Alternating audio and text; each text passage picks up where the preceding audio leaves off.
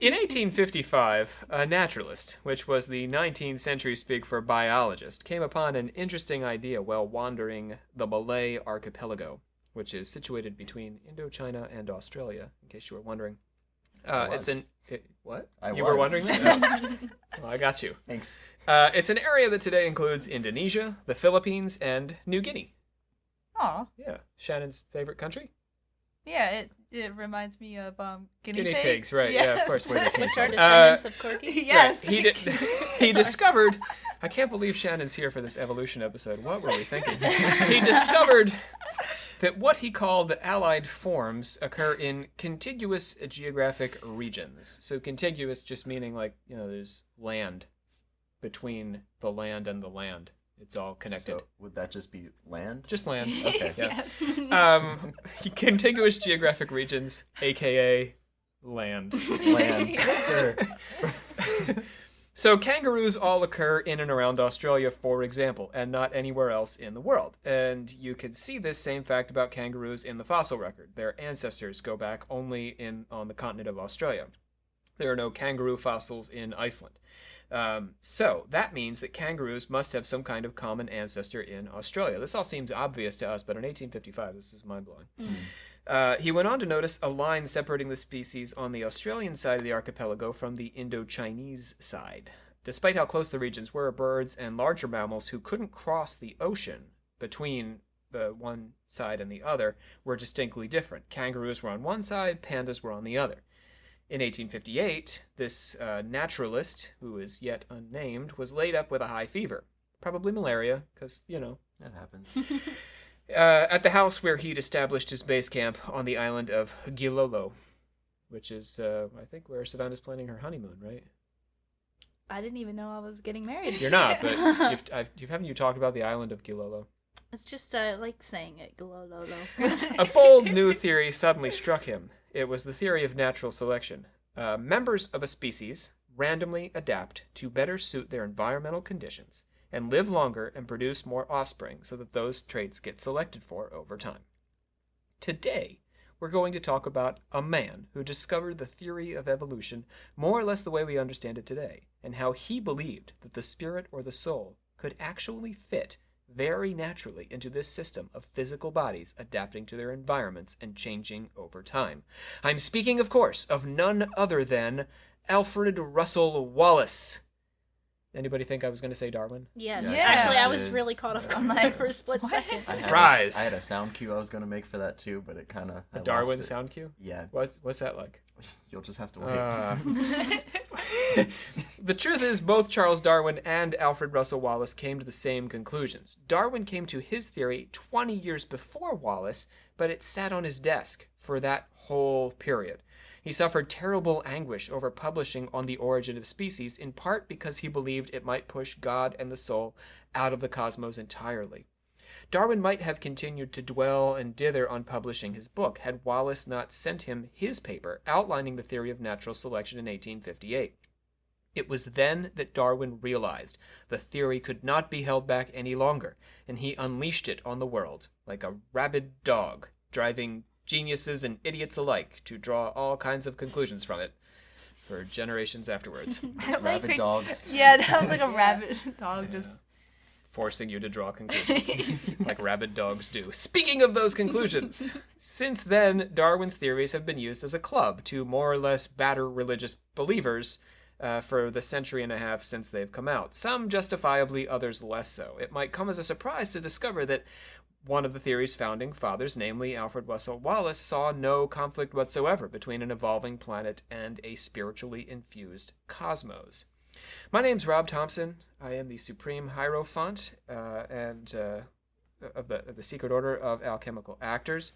Today we're here with Shannon Landers, who is filling in as our Grand Master for Olivia. Shannon, Hi, guys. welcome back.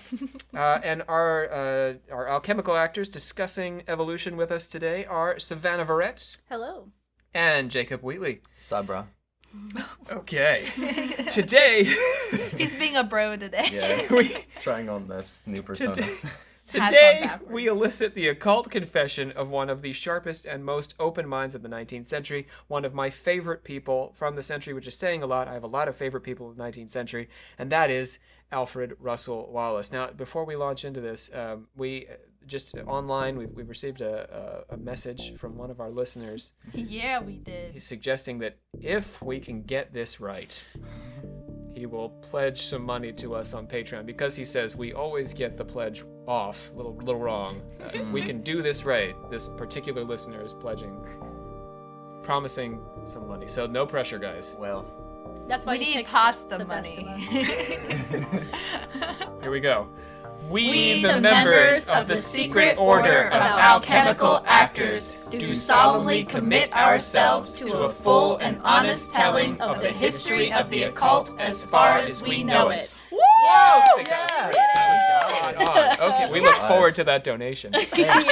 While we're on the subject, I do want to thank Tony on Facebook for leaving us a very kind review, and Leslie for joining our family of patrons and for leaving us a review on iTunes. We encourage you, as always, if you are enjoying the podcast, to go ahead and send us a message on social media. We're on Facebook and Twitter at Podcast Occult.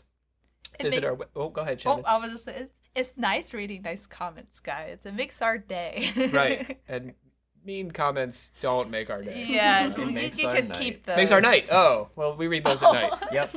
Nice comments during the You day. gotta do. That's what puts me to sleep. We need a healthy balance, you know?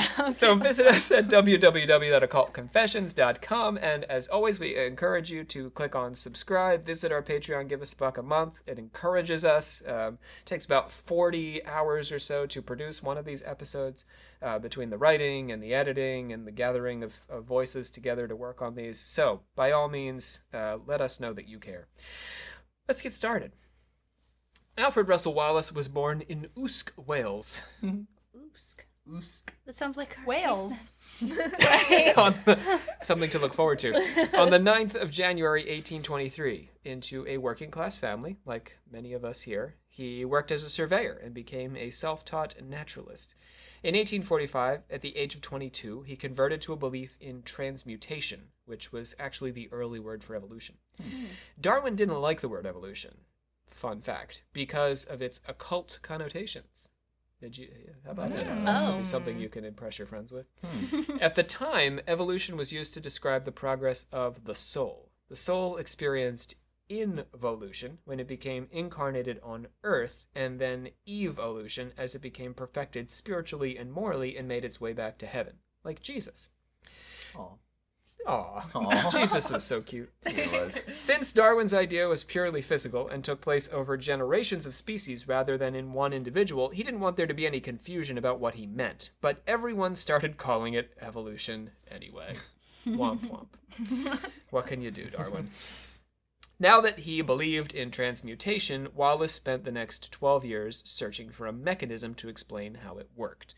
In 1848, he traveled with Henry Walter Bates, a fellow self-taught naturalist. I think most naturalists apparently were self-taught, self-employed at the time.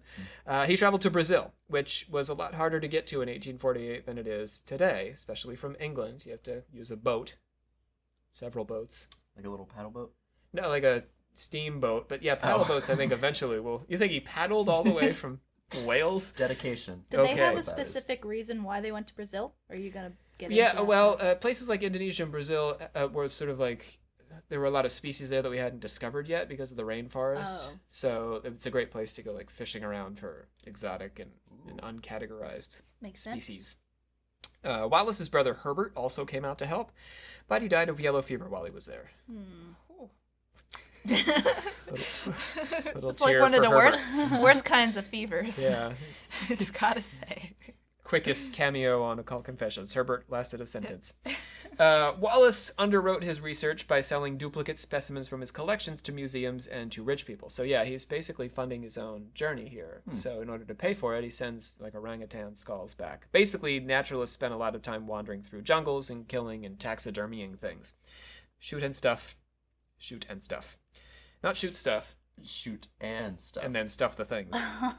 It was exactly like trophy hunting, but it had a scientific motivation. So it looked an awful lot like trophy hunting. Still trophy hunting, yeah, no matter what. But there was science. It was trophy hunting for science. So it looked okay on a resume. Yeah, yeah, more so than for those science. Facebook posts that we get today of people with giraffes and stuff.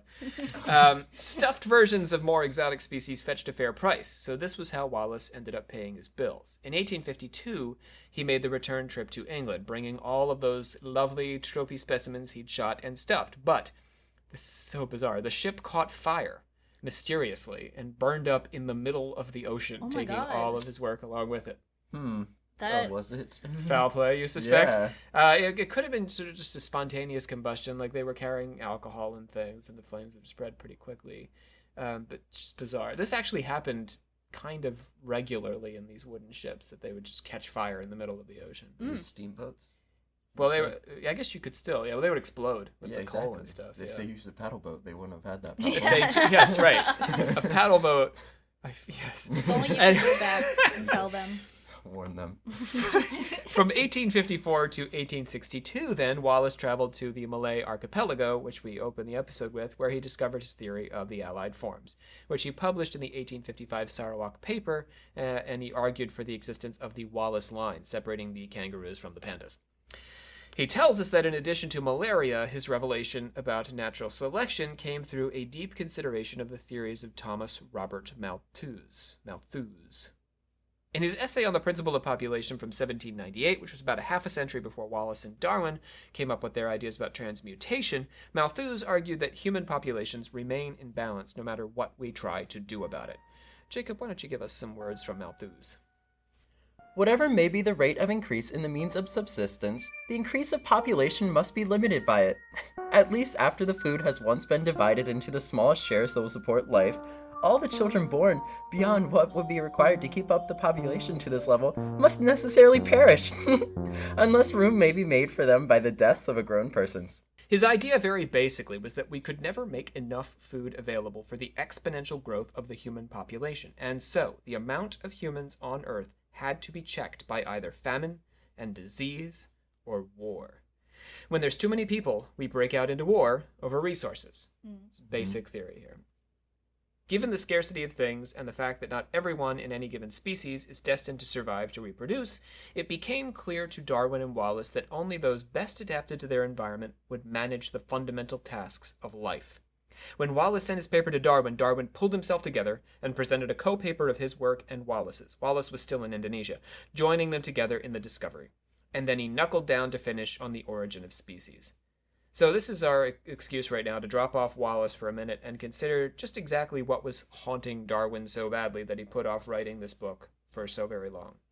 Darwin is an interesting guy, and sort of an inverted image of Wallace in many ways. He's the fifth child of a wealthy British family. His maternal grandfather was the pottery magnate Josiah Wedgwood. Does that bring anything to mind, Wedgwood? Nope. I got caught Yeah, up on the there you go. pottery magnate. What? Pottery magnate, yeah. But What? you never heard of like Wedgwood, like plates and stuff? No. Fine china. Oh. Have you really? Yeah. Sweet. His paternal grandfather was a doctor, and Darwin originally went to medical school, but he dropped out to go to divinity school at Cambridge, and that's where he met the geologist Adam Sedgwick and the naturalist John Stevens Henslow, who turned him on to studying nature. In 1831, at the age of 22, he set off aboard the HMS Beagle as an unpaid naturalist on a trip around the world, the same age as Wallace when he set off on his first voyage 20 years later. Of course, Darwin's rich, so he doesn't have to Kill animals. trophy hunt.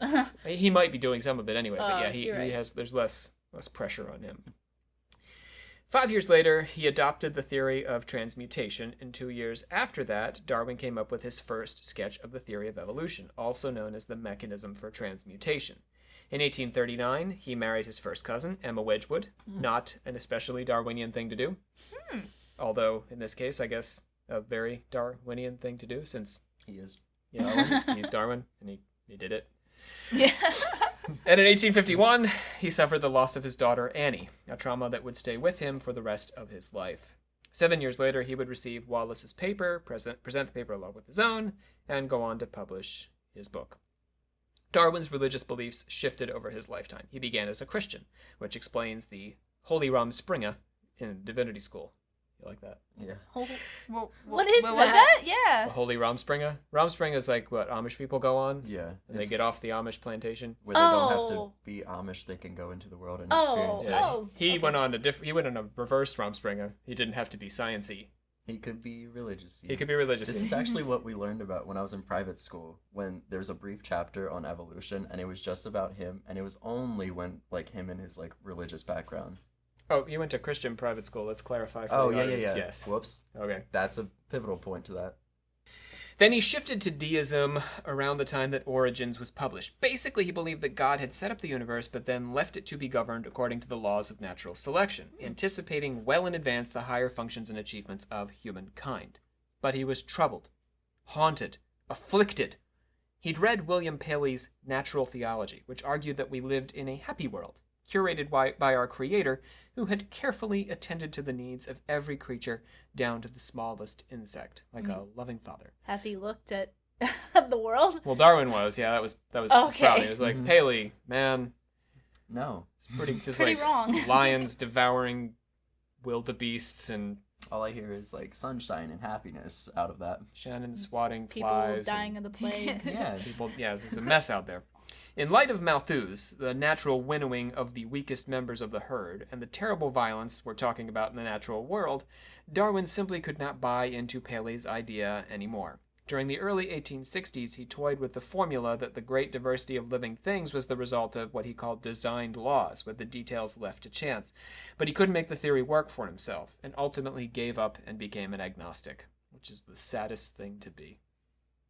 That's the one where you don't believe. No, atheist is where you don't believe in anything. Yeah. Agnostic's when you believe, but you don't know what it is, right? You don't know what to believe. Oh. You just go. You're just kind of there. You're like, there's something. But You don't even necessarily look that. You're like, nah. maybe. Oh. May or maybe not, or I don't want to think about it. That's a really sad place to be. Apologies to all our agnostics out there. The old argument of design and nature, as given by Paley, which formerly seemed to me so conclusive, fails now that the law of natural selection has been discovered. We can no longer argue that, for instance, the beautiful hinge of a bivalve shell must have been made by an intelligent being, like the hinge of a door by man. There seems to be no more design in the variability of organic beings and in the action of natural selection than in the course which the wind blows. Everything in nature is the result of fixed laws. The popular view is that Darwin discovered the theory of natural selection and immediately lost his belief in God. But the truth, as you've heard, is that his relationship with God shifted over time, growing more and more distant as the years passed. He struggled to maintain God as a rational element of his world, but he simply couldn't manage it. Although Wallace and Darwin agreed on natural selection, there were small but significant differences in the way they understood nature's grand mechanism. For Wallace, the human mind had suspended bodily evolution by creating intelligent substitutes for what might otherwise be required by evolution. Clothing instead of fur, for example. Or Q-tips instead of pinky fingers. That's a good one. Or That's iPhones instead of iPods. Yes, the best of all. Right. That's not, the last one's not. Anyway, Wallace spent a lot of time among indigenous people and took a distinctly non-racist view of them, which was crazy unusual for a 19th century British guy. Good for him. You know? Yeah. Remember the British, any brown person they saw, they just automatically colonized. So for him to take a non-racist view, it's wild stuff. It's refreshing. It is refreshing. Keeps hope. He observed how intelligent and artistic the native people were in the various islands and jungles he visited, and this, he said, from the standpoint of evolution, seemed extravagant. If they were as smart, creative, and sensitive to beauty as so-called civilized Western people, but had none of the technological and complex social challenges of Euro-American life, why would they develop these capacities at all? Wallace suggested that there might be an intervening force, a larger mechanism beyond that of nature itself, that anticipated evolutionary changes in addition to those dictated by the immediate environment. Our brains can do many things that many of us don't use them for. Calculus, for example. I don't even know what that means. Can you spell it? But so could the brains of our caveman and cavewoman ancestors. They could do calculus. Their brains were up to the task. Newton just wouldn't invent it for like 37,000 years. or give or take. I'm pretty sure a caveman would just be like, screw this. Or oog oog. Right. This is dumb. Right. Calculus. Exactly. I need to survive. Why would these brains develop to accomplish skills so far beyond the adaptive needs of the species? Calculus is not going to help you fell a giant sloth or steer clear of a herd of mastodons. Well, is it Did because... you say giant sloth? Giant sloths. I love sloths. Were those real? Those are real, yes. There were giant sloths. Oh my gosh. They were giant. Also Well, sloths. I guess, like, as... I don't know, the need to survive wasn't as, like, dangerous, I guess. Or not dangerous, Well, you but... could get run over by a mastodon. What do you mean? Well, you're saying, like... Sorry, never mind. But calculus is getting in the way. Mm. We don't need calculus to survive You need to worry in the about cave. not being run over by that mastodon. Right, and if you're Not stopping, calculus. like if you get out your pencil and paper and you're like, how quickly will it take the mastodon to run me over? I guess what I was trying to say, like, we have calculus now because, like, now we don't really have to worry about that type Yes. of things happening. So we Yeah. have free time to... But Wallace is saying that you could have done calculus even 30,000 years ago. Your brain was developed enough that it could do that. Why would your brain have physically developed to the point that you could do calculus when getting out that pencil and paper will literally mean that you are a red puddle of mush on the Ew. open tundra? Bad plan. Don't. Wallace proposes that there are certain adaptations that become selected for, even though they serve no immediate purpose in furthering the survival of the individual, but prove useful much later on. These adaptations he attributes to the mind, which is able to exercise forethought in the development of the physical being. Darwin held that man had been developed physically and intellectually by continuous modification under natural selection from some ancestral form, whilst I, though agreeing with him regarding man's physical form, believe that some agency other than natural selection and analogous to that which first produced organic life had brought into being his moral and intellectual qualities. There's a kind of dualism in this, which is something we'll be discussing in our next episode on the philosophy of consciousness. We aren't just bodies. While our bodies can be explained through natural selection, there's this additional thing, our minds, that can't be accounted for in the same way. The contemporary philosopher Thomas Nagel took up Wallace's line of thought and carried it forward into postmodern terms. Nagel marveled that something as complex as our brains had developed over the short span of time separating the earliest mammals from us today. If you think about the evolution of dinosaurs, that's happening over like tens of millions of years, right? But the, tiny rat to us is a much shorter space of time. So Nagel's saying, how did we get from rat brain to our brain in this tiny window? I ask myself that every day. He makes a bunch of really fascinating arguments around this idea. He says there's an important part of the story that's got to be missing. I'm just going to pull two of my favorite arguments from Nagel and recommend his book to you all. It's called Mind and Cosmos. All right, here we go. The first argument asks where our moral sense came from. Where did we get our idea of what's right and what's wrong? Evolutionary arguments tend to revolve around pain. We have an aversion to pain and tend to avoid activities that cause pain. Our sense of what's wrong can then be traced to pain. If it causes pain to me or someone else, then it's got to be wrong. Murder, for example, right? It would hurt me if you were murdering me. So murder must be wrong because pain is bad. Does that make sense? Yeah, it makes a whole lot of sense. Yeah. But many of our moral sentiments traditionally have revolved around pleasure. Ooh. Also. Yeah, sexing in various ways and So forms maybe pain isn't that bad. feels good, but we've moralized it, right? You can only have sex with, one person, which Well, is difficult. It's kind of interesting to think about because obviously if something hurts you, you don't want to do it again. But, like, I guess do people just have the natural instinct to, like, oh, if it hurts me, like, I don't want to hurt someone else? Well, not Like, what everybody makes- has that. That's the Not idea. everyone. Yeah. Well, you know that it hurts you is the idea. The logical idea is that you know that you feel pain, and therefore you don't want to cause it to somebody else because you assume that they feel the same experience you do. But, like, just the fact that, like, people care if someone else is, like, in pain. Like, was that just something we've always had? Well, theoretically, yeah. Yeah, and it makes a certain amount of sense on that score, but the sex thing doesn't make as much sense. And even pain, to some extent, can be a good thing. Building muscle and working hard at something to accomplish, all of these pain-inducing events Yeah. can be good for us.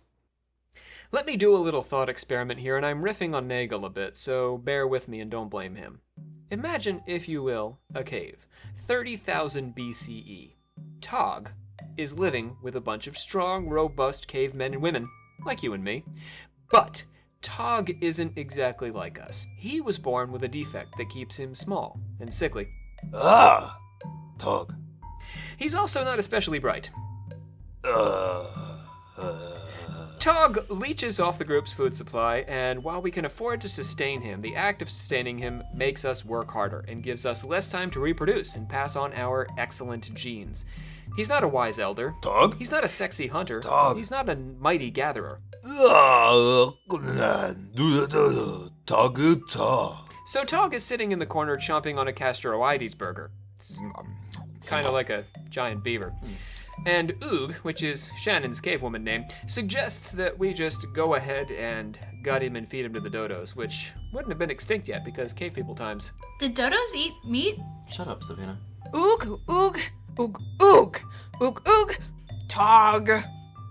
Oog.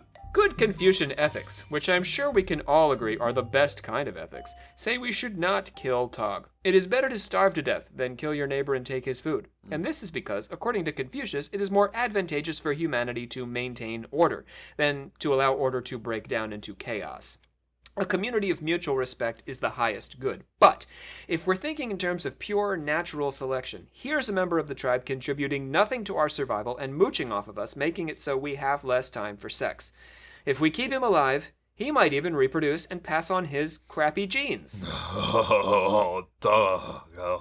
So now we have more Togs to look after. The vast majority of our listeners, I hope, will tend to agree with Confucius rather than natural selection on this question. But why would we evolve to feel that way? If evolution is the law of the land, why would it gin up a moral sense that contradicts its own best functioning? Nagel asks where reason came from. This is kind of a fun one, although it's a bit loopy. Loops. I No. love. Well, what? Shannon loves loops, but Jacob... I don't like He loops he at all. doesn't like. Who I have doesn't an- like? I have a loops? fear. Fruit Loops. Like you have No. Fruit Loops, hula hoops. Stop it. taking the loop on the road. Funyuns are loops. Loop-de-loops on roller Loops. coasters. Oh, You could loops on take the your roller hands coaster. and make a loop, like a big circle. Or if, like, loop. we offer to keep Jacob in the loop. Stop it. Keep him no, in the loop. I He don't doesn't want wanna that. be in He the I doesn't don't wanna- want to be in the Wants loop. to be out of the loop. Thank you. Nagel says we can't answer the question of where reason came from because reason is the bully in the playground. If we want to make sense of why we use reason to make sense of things, we have to use reason. There's no way around it. It's a catch-22. There you are. Framing the which is itself cogitated by reason. Framing the question itself depends on using our sense of reasoning. But who's to say reason and logic even make sense or are the best way to go about things from an evolutionary perspective? Reason is the way to make sense of things, and so we can never make sense of reason without wondering whether reason is only justifying itself. So we continue to value it. Oh my god. Do you see what I mean? We're like, hey, is reason any good? Hey, reason, tell us if you're any good. And reason's like, of course I am. Aha, I am always right. Reason is, as Nagel says, the bully in the playground. Hey, intuition. Yes, reason. Looks like you're trying to hop on the sliding board of understanding. I thought I'd give it a try. Yeah. Well, if you want to ride the slide, you've got to pass the identity test. What identity test? You have to be me, Reason. But I'm not you, reason. Then I guess you're not getting on that slide. But I. Oh, don't give me that look. I want to go on a slide. All right, enough of that. Let's get back to Wallace. I quite enjoyed it. Wallace observes that the body may be governed by forces and actions like muscle movement, which we might then attribute to chemical and electrical processes in our brains. But Wallace asked this question: what puts those forces into motion? A machine can't stop and start itself without the exertion of an external force. And so Wallace says such a motivating force must exist inside each of us. If we did not have a will of our own, it would negate the purpose of consciousness itself. We have consciousness, and so we must have a will inside of ourselves, independent of the material processes of the brain and the body. So think about your body as a mechanism, as a physical machine. He's saying that a machine, if it's entirely physical, can't get itself going. There has to be something else. Some sort of outside force. And that is that animating spirit. He takes this a step further to suggest that the various forces of the universe even, gravity, etc., are similarly set in motion by the will force of a supreme intelligence, or intelligences, setting these things in motion. Let's hear from Wallace. However delicately a machine may be constructed, with the most exquisitely contrived attempts to release a weight or spring by the exertion of the smallest possible amount of force, some external force will always be required. So, in the animal machine, however minute may be the changes required in the cells or fibers of the brain to send into motion the nerve currents which loosen or excite the pent-up forces of certain muscles, some force must be required to effect those changes. Wallace converted to belief in spiritualism in 1864, and he was an early member of the Society for Psychical Research. This follows logically from his belief in an animating spirit. He believed some of his fellow SPR members were too skeptical because he approached the phenomena produced by mediums as a naturalist would. He went into the seance room and simply observed with a mind to classifying and categorizing afterwards. For our listeners who haven't had the opportunity to hear about the SPR and spiritualism, how would you guys categorize these things that he's involved with, the seance activity? Oh, well, the tables would hear like tapping noises, tables would float. Yeah. Floating tables, tapping of messages, tapping sounds that could communicate messages, ectoplasm, hands and stuff. Yeah, making that one medium could make a hand appear. Yeah. Daniel Hume. So basically, he's just believes that the spirits of the dead can do things in the physical universe, and he's investigating these things. I don't want any of us jumping to the conclusion that Wallace was being naive here, although maybe he was a little bit. But he was a sharp guy, and he saw a place in the universe for phenomena that he didn't understand, or rather, that he didn't understand yet. He was also a very humble guy. He kept an open mind because he saw so much of what he didn't see. He knew how very little he actually knew, despite discovering one of the biggest ideas in Western science. Wallace was able to believe in spirits because he saw room for non-material forces in the elements of evolution that he didn't understand. And he kept an open mind because he believed that a lot of truth could be missed with a closed mind. As Dr. W.B. Carpenter well remarked many years ago, people can only believe new and extraordinary facts if there is a place for them in their existing fabric of thought.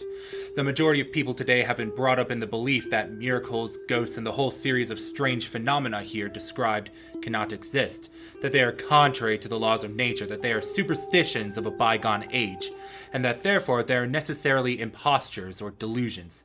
There is no place in the fabric of their thought in which such facts can be fitted.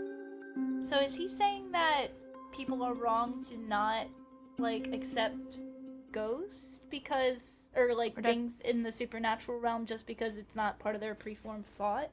It's not that he's asking that we accept them, but go ahead. That, we should open up to the possibility that there's other things that are controlling these forces, Right. I feel like. Mm-hmm.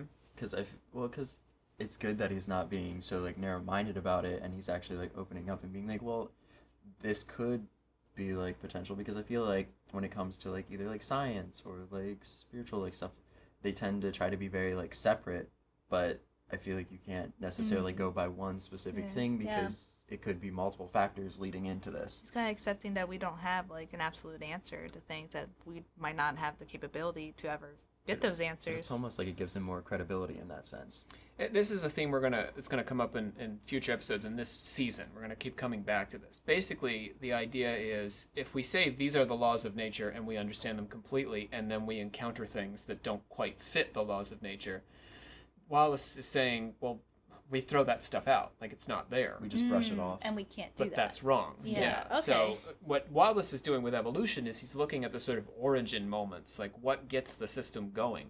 How does the system function? How do we make sense of these things that still don't quite make sense, even though we now have this theory that makes sense for the most part, but has these holes in it? And he's saying if we keep an open mind about the laws of the universe, maybe we can finally make sense of everything. But it might include ghosts and spirits and spiritual Is that where they phenomena. bring in the soul? Yeah, now we can have a soul. In fact, he says we need the soul to make sense of what's happening with us, what gets our bodies going, what gets ourselves going, our consciousness What going, makes us unique? and drives us forward, evolves us. Hey, have you guys ever noticed all the dog hair all on the microphone? All I can do is look at it when we do these things. Yeah, just so little much. white Cora hairs, little I dog. want to pluck it all out, but then next time it'll all be back. It's It's a never-ending job.